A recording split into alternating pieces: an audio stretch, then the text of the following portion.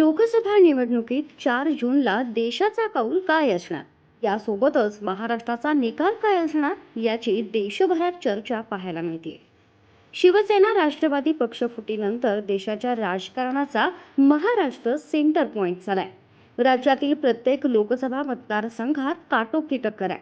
बारामतीत अजित पवार दादा राहणार की मोठ्या साहेबांची जादू चालणार?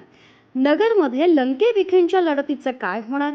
मराठा आरक्षणाचा प्रभाव असलेल्या बीडमध्ये मनोज जरांगे फॅक्टर किती चालणार यावर अनेक अंदाज लावले जातात. त्यावर पैजाही लागल्यात. आता एक्झिट पोलमध्ये काय असणार याची उत्सुकता आहे. मात्र एक्झिट पोल म्हणजे काय, ते किती खरे असतात, तुम्हाला माहिती आहे का?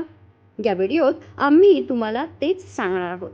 अगदी थोडक्यात सांगायचं झालं तर लोकांनी निवडणुकीत कसं मतदान केलं याचा अंदाज म्हणजे एक्झिट पोल.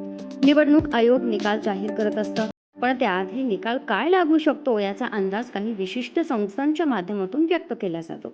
मतदानाच्या शेवटच्या दिवशी एक्झिट पोल जाहीर केला जात असतो. निवडणुकीचे सगळे टप्पे पार पडल्याशिवाय एक्झिट पोल देता येत नाही, कारण ज्या मतदारसंघातील मतदान बाकी आहे त्या मतदारांच्या मनावर या एक्झिट पोलचा प्रभाव होण्याची शक्यता असते. आताच्या लोकसभेचं उदाहरणच द्यायचं झालं तर 1 जूनला लोकसभेचं शेवटचं 7व्या टप्प्यातलं मतदान पार पडणार आहे आणि त्यानंतर संध्याकाळी एक्झिट पोल जाहीर केला जाणार आहे. एक्झिट पोल म्हणजे काय हे समजलं. आता महत्त्वाचा प्रश्न हा की एक्झिट पोल तयार कसा केला जातो. मतदानाच्या दिवशी जेव्हा मतदार मत देऊन मतदान केंद्राबाहेर येतात तेव्हा त्यांना मतदानासंदर्भात प्रश्न विचारतात.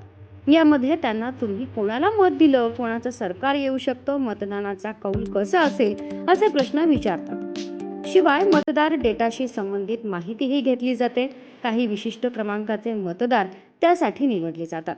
या गोळा केलेल्या माहितीचा आणि आकड्यांचा आढावा घेऊन एक्झिट पोल तयार केला जातो. आणि हो, पूर्वीच्या निवडणुकीच्या निकालावरूनही अंदाज बांधले जातात. बघा, एक्झिट पोल बरोबरच निघतो का, तर पूर्णपणे एक्झिट पोल बरोबर येतात असं नसतं. काही राज्यांसाठी ते बरोबर येऊ शकतात, तर काही अंदाजाच्या जवळ असणारे असतात, तर काही चूकही निघतात. अलीकडच्या काळाबाबत सांगायचं झालं तर एक्झिट पोल सुद्धा अनिश्चित ठरल्याचं पाहायला मिळालं. याचं कारण आहे अनिश्चितपणे बदलणारं राजकारण. महाराष्ट्रापेक्षा जास्त योग्य उदाहरण काय देता येईल? शिवाय मतदारांनी ज्या पक्षाला मतदान केलं त्यातील 2 पक्ष आज सत्तेत देखील आहेत आणि विरोधातही आहेत. त्यामुळं एक्झिट पोलचा निकाल काहीही लागो, सत्ता आणि राजकारणी नेते ठरवतात तसे फासे फिरवतात असा सूर अनेकांचा. तुमचं मत काय? कमेंटमध्ये नक्की सांगा.